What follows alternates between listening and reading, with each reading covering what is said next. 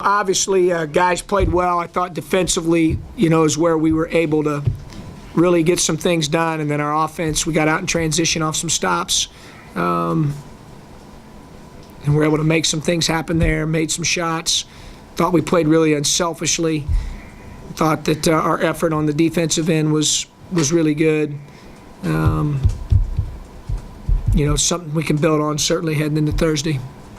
How generous were the basketball gods tonight, given you filled up the three-point line to the tune of 53%? Yeah, no question. When you've been struggling, it seemed like it all came at once. Yeah, and Bowling Green was similar the other day, But yeah, no, obviously you always want to make shots. Every coach is going to say that. The thing I'm most proud of today is our defense, holding those guys are talented. Jack does a really good job with this team.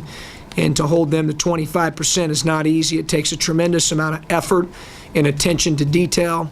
Our guys were really locked in from the very beginning and made a commitment to guarding for a full 40 minutes. And I thought that for the most part, other than second chance point opportunities, George, Evan, where they got us on the glass for 17 offensive rebounds, 10 in the first half, 7 in the second half, I thought our guys were able to accomplish their goal, but that's round one. Thursday's a totally different game, and obviously we're playing a great team, well-coached, older players, good players, very good offensively and defensively.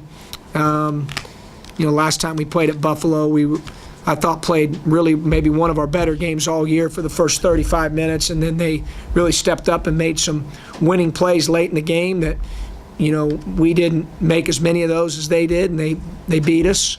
So we got to try to find a way to get over the hump on Thursday.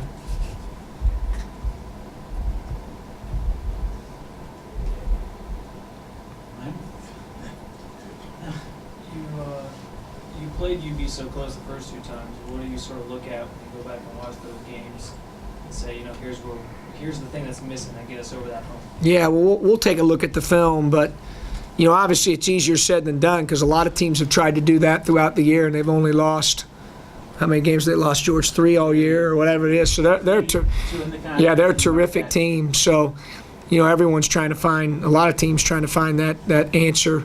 But obviously I know defensively we're going to have to really sit down and guard and do the best we can to defend the league's #1 offense.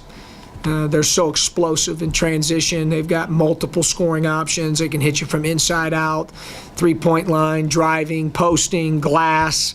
They're nationally ranked for a reason. They're #1 in the league on offense for a reason, and highly acclaimed defensively as well for a reason. They're good. So we'll take a look at it. We're going to have to obviously play well, and at both ends of the floor. I thought we were a little bit better defensively in the first 2 games than we were offensively, but Buffalo had a lot to do with that. So we've got to figure out how we can be better at both ends.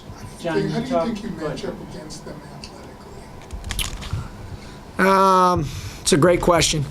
Obviously I felt like I felt like they wore on us the first 2 games, and then at the very end of the game they had some outpouring of offensive performance in both games. But I think from a matchup standpoint, in terms of our size, athleticism, I don't worry about as much about that as I do us doing what we're supposed to do with what we have, with great effort and great attention to detail on every possession. I thought we did that a lot against them in the first 2 games, but to be honest with you, they're so good, if you don't do it for a full 40, they exploit you. And so we've got to be on point a little bit more than we were in the first 2 games. So how do you get that 40 minutes you got tonight, the next game?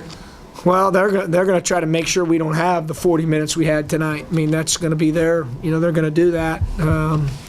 You got to hang in there. You got to play a full 40 minutes against them, and you've got to stay the course. They're so explosive, the game could be nip and tuck, and they're as explosive as anybody I've watched, not only in our league, but nationally. I mean, they can run off a 10-0 scoring run in a minute, George. It's like, boom, and they've got great speed. Their transition game's really good. They've got good players that are getting out in transition. So, we've got to stay the course and be prepared mentally, physically, and emotionally to play for 40. John, you talked we talked on Friday about Lauren, and he didn't have the eye and everything that glint in his eye. Tonight he did. Did you challenge him, or did he challenge himself tonight?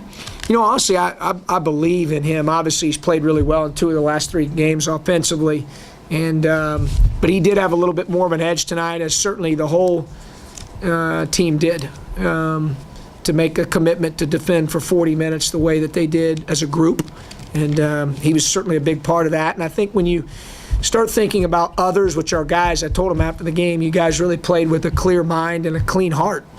And we played unselfish, and guys were able to criticize each other constructively today about as well as I've seen us in 2 years.